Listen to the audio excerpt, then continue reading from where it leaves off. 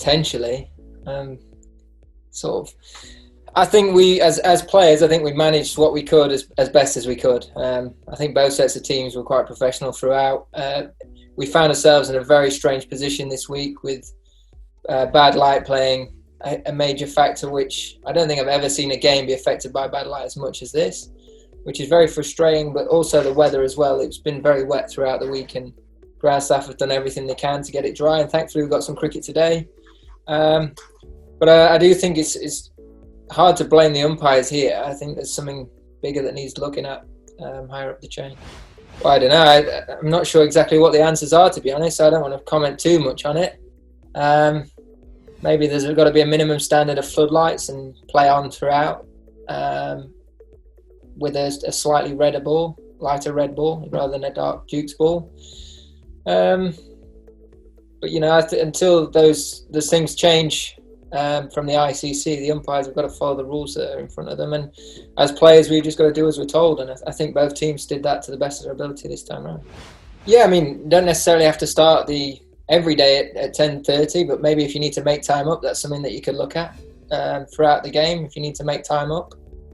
So light isn't as much of an issue. So it's a possibility, I suppose. Something to maybe look at. I'm not sure exactly what that would have to go through, what channels that would have to go through. I think once there's surely an MOU at the start of the series, and once that's been put in place, I'm not sure how flexible things are to change, because it might potentially favour one side more than the other. But I think moving forward, it's something that could potentially looked at beyond this series. I don't really know what more of an impact we could make as players. I suppose you'd have to, if players were going to have an input, both captains would have to agree to it, and that could cause all sorts of problems. I think this is way above my pay grade in these circumstances. I just think that there are different things that might be able to be looked at and trialled, and see if there are other ways that we could potentially do things in this country, in particular, to avoid similar scenarios in the future. I do think this week has been very unique, and it's not very often you lose so much time to bad light in a 5-day game. So it is frustrating, and it's obviously been a huge talking point here. But I do think it needs to be addressed somewhere, somehow. I was in the nets out the back, to be honest, so I wasn't really aware when it was exactly called off. But it did.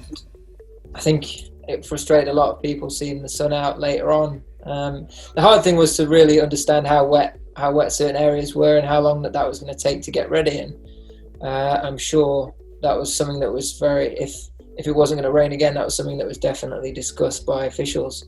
You'll have to ask them really to get the ins and outs of it all.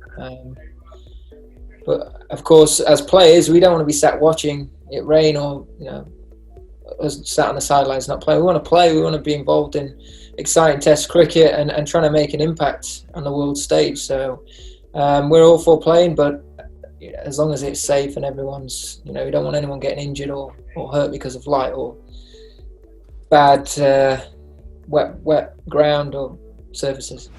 I think there's an element of danger that comes into it, and I think sometimes with the bat in hand, if you're being brutally honest, it becomes more challenging. Rather than, sometimes when you're facing someone really quick, it can feel a little bit more dangerous.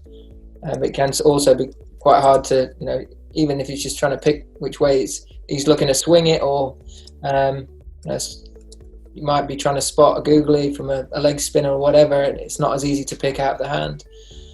That can be frustrating at times. I think more in the field square of the wicket is where you do feel most vulnerable.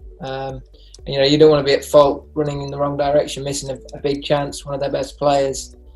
If something, you get an opportunity and you miss it because you can't see the ball, you feel a bit hard done by at times. And similarly, the umpires might feel in danger as well if someone crunches a pull shot or hits one straight back at them.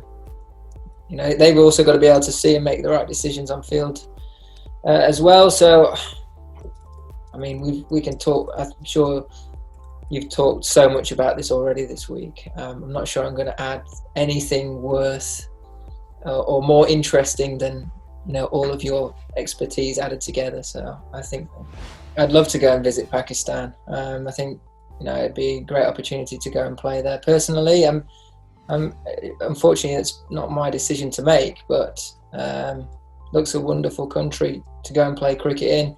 The wickets have looked nice and flat as well, which would be a nice change to what we've just played on here. But it was, you could see the emotion of everyone back in Pakistan when Test cricket was there.